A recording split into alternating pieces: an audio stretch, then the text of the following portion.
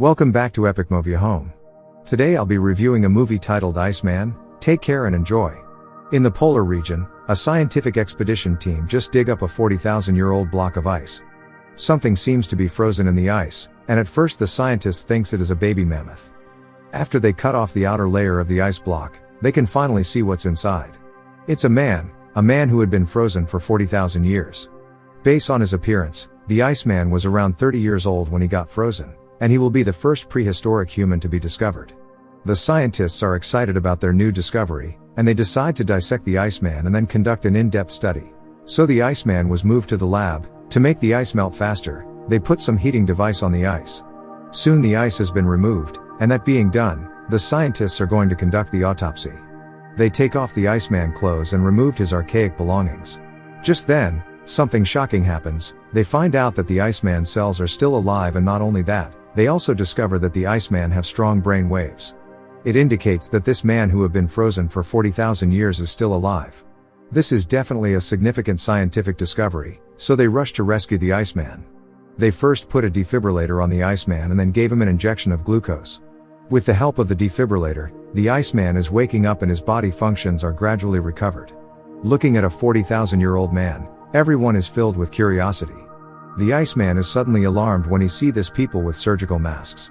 He thinks they are a group of monsters he've never seen before. Stanley gets his point, so he quickly takes off his mask, revealing his beard and hair. After the Iceman realizes they are of the same kind, he slowly calms down while the doctor takes the opportunity to give him a sedative injection. Through medical examination, the scientists discovered that the Iceman cells can generate a special protein to resist the cold, which is the key to his survival. The scientists still want to dissect the Iceman for research, and once successful, they have a great chance of creating a medicine that gives people immortality. However, Stanley disagrees. He believes that the Iceman has equal rights as all other people, therefore they should not hurt the Iceman. So the plan to dissect the Iceman is temporarily put on hold. Since the Iceman find it difficult to adapt to modern society, the scientists put the Iceman in an artificial simulated environment for examination. The idea worked, and the Iceman thinks he's back in his ancient world. He drills wood for fire, makes hunting tools and catches wild hogs just like he used to. On this very day, while catching fish in a little pond, he accidentally pulls out a tap. He have no idea what it is, and looking at the glowing object, he hides it thinking it is a treasure. Later, he climbs up the water hose to know where it comes from, and at the end of it he finds a door. He opens the door and sees the scientists again. Looking at the people in front of him, he realizes he is being kept in a cage. He waves his arm in frustration and howls like crazy. He is completely out of control. The guard has to take out a tranquilizer gun and give him a shot. After waking up, the Iceman gets depressed since he already knows he's being kept in a prison. He's on a hunger strike, so Stanley decides to enter into the cage and try to communicate with him. The Iceman immediately gets nervous. He waves his arms signaling Stanley to leave his territory. Stanley responds with a smile, only to be pushed to the ground. The Iceman lifts a rock and slams it on the ground, but only to test Stanley. Right after that, the Iceman smells Stanley, checks his genitals, and finally let his guard down after determining that Stanley is of his kind. Although they can't understand each other's language, they quickly become friends, and Stanley gives the Iceman the name Chad. After a while, Stanley learnt that the tattoo on Chad's chest is a bird called Beta.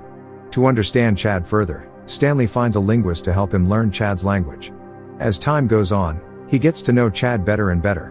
One day, Stanley brings his colleague Dr. Diane to the cage and introduces her to Chad.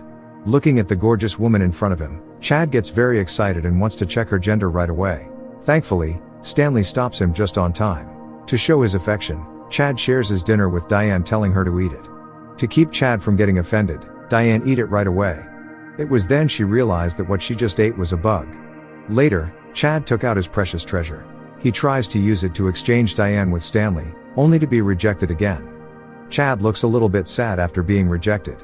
It turns out that he is a married man and Diane reminds him of his wife and 2 children. Just then, a helicopter appears out of nowhere, and Chad gets very emotional. He keeps shouting a name to the helicopter, Beta. He finally calms down after the helicopter had left. Since then, Chad has stopped communicating with anyone. He draws so many strange symbols on his body and seems to be preparing for an important ritual which baffles Stanley. To find out what Chad is trying to do, Stanley finds the local Inuit. He learnt that in ancient Arctic legends, there is a bird called Beta, who is a messenger of God, and Chad was probably mistaking the helicopter for Beta.